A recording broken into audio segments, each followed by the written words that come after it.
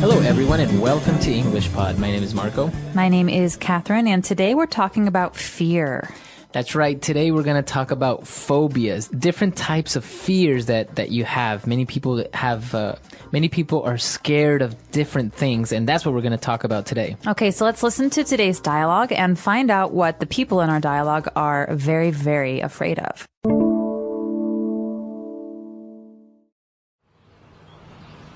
Are you excited about your trip next month? Yes and no. I can't wait to go to Europe, but at the same time, I'm terrified. Why? Well, I have aerophobia. I have a chronic fear of flying. Oh, really? I have an uncle who is also terrified of flying.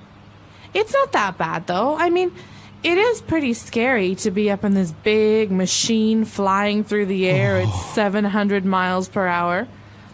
I actually have arachnophobia. You're scared of spiders? I actually have two more phobias, acrophobia and glossophobia. I guess that explains why you're afraid of flying, but public speaking is not that bad. Oh, are you kidding? When I get on stage, my palms start to sweat. I get really nervous and I can hardly speak. Well, I must confess that I am a bit claustrophobic. I hate being in an elevator for more than 5 seconds. We are such weirdos, right? All right, we're back, so let's take a look at those phobias on Language Takeaway. Language takeaway. The first phobia that we have is called aerophobia. That's right, aerophobia, and that means that you are scared of flying. Okay, so we can tell because phobia means fear of something, but it's not just a fear. It means that if you go on an airplane, you get very, very upset. Right. You think that you're going to die. That's right. Okay, and so phobia is a very serious fear. But aero, like aeroplane, is the prefix. So aerophobia is a fear of going on airplanes. That's right. And another phobia that we have is arachnophobia. So again, as you see in the prefix, arachno is related to a spider. That's right. So this comes from the origins of English. I'm not sure if it's Greek or Latin, but arachnophobia, like arachnid, has to do with spiders. So I'm afraid of spiders if I have arachnophobia. That is right. And now taking a look at two more types of phobias here, we have acrophobia and glossophobia. So let's take a look at the first one, acrophobia. So acrophobia, acro has to do with heights. So I don't like to be on tall buildings. I don't like to maybe look down from heights. That means I'm afraid of heights. That's right. You're afraid of being at a very high altitude. Acrophobia. Now, glossophobia is an interesting one because this one, you are scared of public speaking, or you get very nervous when you're in front of a group of people. Right. So this is actually a very, very common fear. But if it's a serious fear, it's a phobia. So glossophobia means that when you go in front of people, you get very, very anxious, upset, your stomach hurts, you have wet hands. So that's a very serious fear. That's right. And for our last phobia, we have claustrophobia. I think is one of the most common ones. If you have claustrophobia, you're afraid of smaller, tight spaces. That's right. So you heard the word claustrophobic. People who are claustrophobic or people who suffer from claustrophobia don't like to be in small, tight places like elevators, for example. Or tunnels. Tunnels. So now you brought up an interesting point. Our last phobia, we said claustrophobic. And now we must make the difference between, for example, claustrophobia and being claustrophobic. So a phobia, you hear the ending IA, phobia, claustrophobia, is a noun. Okay, that means I can talk about, I have this fear. But when you're talking about the adjective, something that describes you, you would have to use the ick ending. I'm claustrophobic. He is acrophobic. They are aerophobic. Okay, so that is the adjective form. So if I say I have arachnophobia, it means I have this fear, or I can say I am arachnophobic. Great. So this can be used for all other kinds of phobias. So when you learn those words, remember that there's two different kinds. There's the ia, there's the ia, a phobia, which is the noun, and ick, which is the adjective. All right, let's listen to our dialogue again, and we'll be back in a bit with Fluency Builder.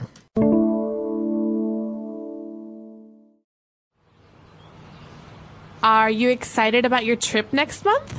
Yes and no.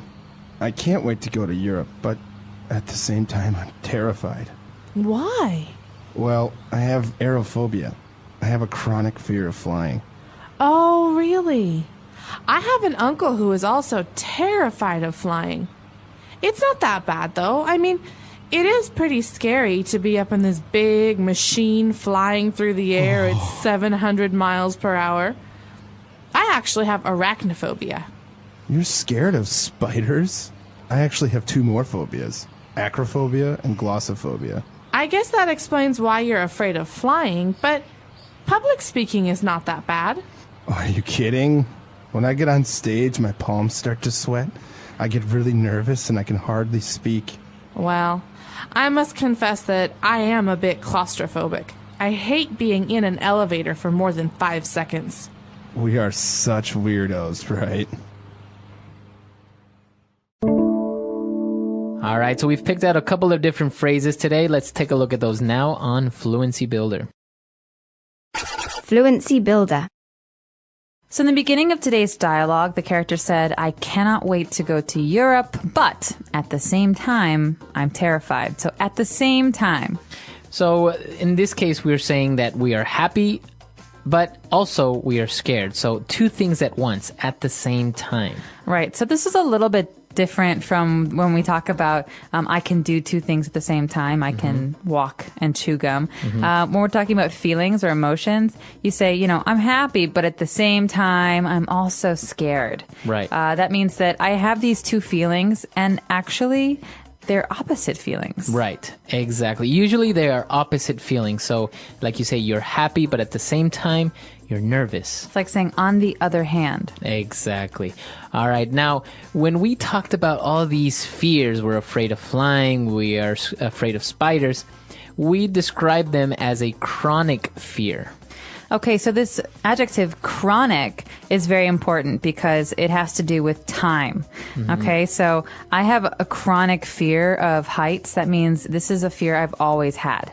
Okay, and I will always have. Right. You can also say she has chronic back pain. Okay, that means it comes back again and again. It's not just one time. It's some person's whole life, maybe. Not every day, but it comes back. Right.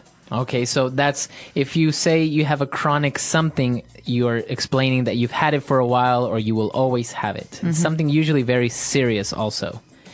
And going back to one of the phobias, we mentioned glossophobia.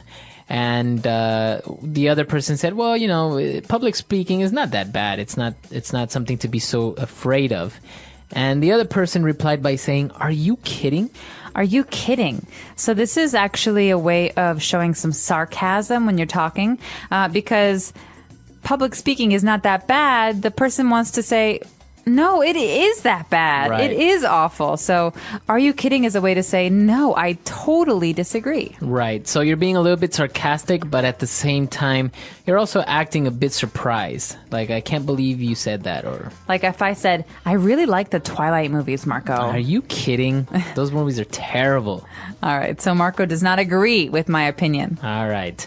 Now, when we're talking about public speaking, we mentioned that you get on stage. So this is very important because this is the action, to get on stage and speak. Okay, so if you have a stage or maybe even you don't have a stage, but you're talking about performing in front of other people, like a speech or a play, you say you get on stage. And it's important to remember this as a phrase. So Right. Whenever I get on stage, I start to sweat.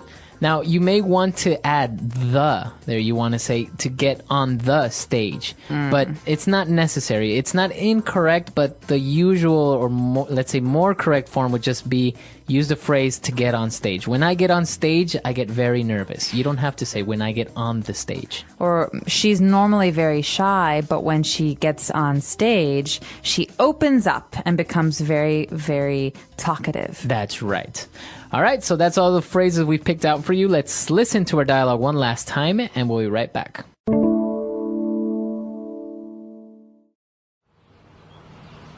Are you excited about your trip next month? Yes and no. I can't wait to go to Europe, but at the same time, I'm terrified. Why? Well, I have aerophobia. I have a chronic fear of flying. Oh, really? I have an uncle who is also terrified of flying. It's not that bad, though. I mean, it is pretty scary to be up in this big machine flying through the air at 700 miles per hour. I actually have arachnophobia. You're scared of spiders? I actually have two more phobias. Acrophobia and glossophobia.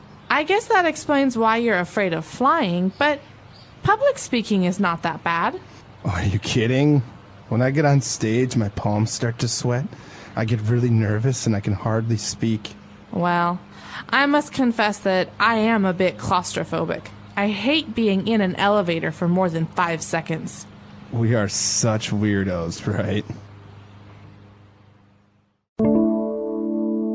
All right, so talking about all these phobias. Now, one of these phobias was actually made into a movie, I think in 1990. Arachnophobia, this very chronic fear of spiders. That's right. And so I remember when I was younger and this movie came out, everybody started talking about how they were arachnophobic. They had this horrible fear of spiders. Did you ever see that movie? Yeah, of course. It was terrifying. Yes, it was supposedly some South American spider that made its way into the United States in a box, in a crate or something.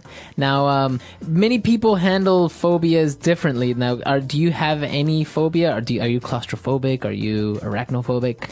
I don't have any phobias, and I'm not really afraid of anything, so I'm pretty lucky that way. But I know a number of people who are afraid of heights, acrophobic, and so that's pretty common. And actually, if you look it up, you will find in the dictionary maybe hundreds of phobias. People who are afraid of open spaces, people who are afraid of closed spaces, or people who are afraid of marriage. They even have a phobia determined for this type of person.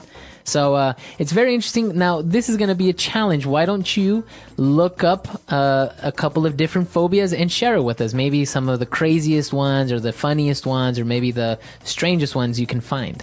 That's right. So look them up, share them with us. Our website is englishpod.com. All right, we'll see you guys there. Bye. Bye.